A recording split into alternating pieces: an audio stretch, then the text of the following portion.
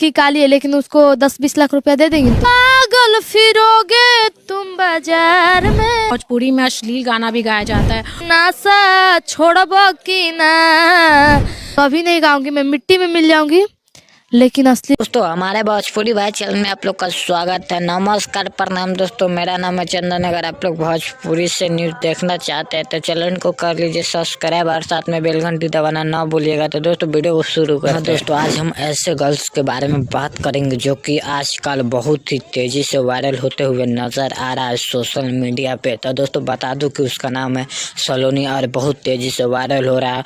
और वो एक ऐसा गाना गया शराबबंदी पे। तो दोस्तों वो गाना भी हम इस वीडियो में दिखाने वाले हैं। तो दोस्तों वीडियो को शुरू से अंत तक देखिएगा।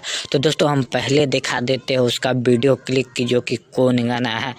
दिन बिगड़ल जाता रूपवा के दासा, नासा छोड़बो की ना, तोहरे फिक्रिए भइनी गलल बतासा, नासा छोड़बो की ना। तो आप लोग ने वीडियो क्लिप देख लिए होंगे शराबबंदी पे कैसा का और कितना गजब गाना गाया है सलोनी।